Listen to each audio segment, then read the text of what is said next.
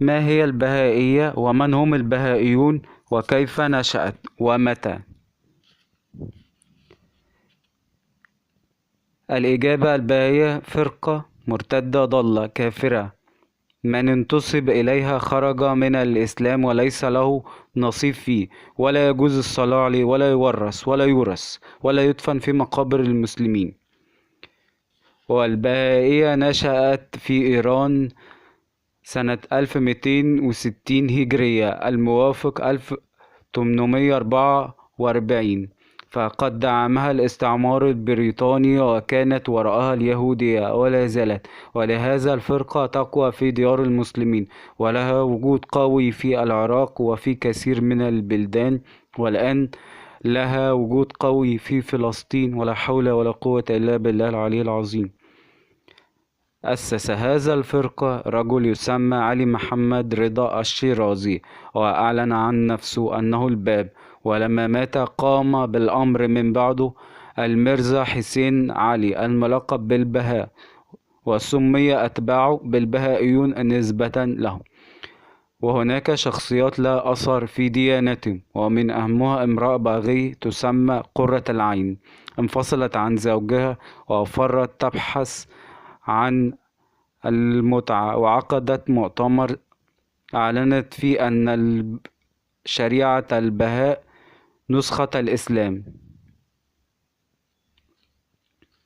من أعلامهم أيضا أخي البهاء، رجل يسمى علي، وهو الملقب عندهم بالآزل والنازع، أخاه في خلافة الباب ثم انشق عنه، وله كتاب مقدس عندهم يسمى الألواح. ويعتقد البهائيون أن الباب هو الذي خلق كل شيء بكلمته، وهو المبدأ الذي ظهرت عنه جميع الأشياء، ويقولون أنه حل واتحد وذاب جسمهم في جميع المخلوقات، ويقولون أن من مات فإن روحه تنقل إلى الخنازير والكلاب وما شابه، وهذا ما يسمى بتناسخ الأرواح. البهائية يقدسون الرقم 19 والمعجزة 19 في القرآن التي قرأناها في بعض الكتب ورآها وسببها البهائية.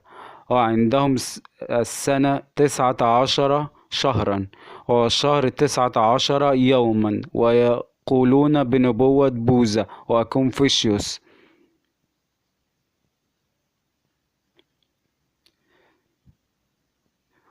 ويوافقون اليهود بقولهم بأن المسيح قد صلب، وينكرون معجزة الأنبياء جميعا، وينكرون الحقيقة الملائكة وحقيقة الجن، وينكرون الجنة والنار، ويرون أن النعيم والعذاب إنما يكون بتناسخ الأرواح فحسب، ويعتقدون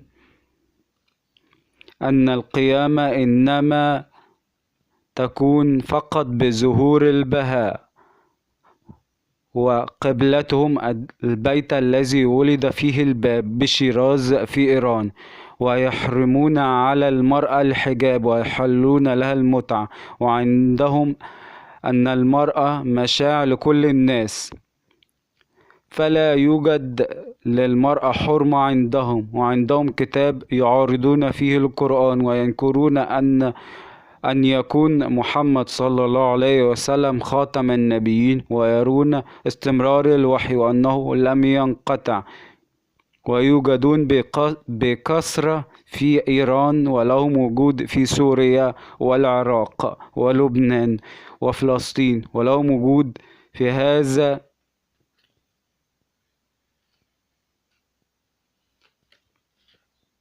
الديار، ولهم مدارس، ولا حول ولا قوة إلا بالله.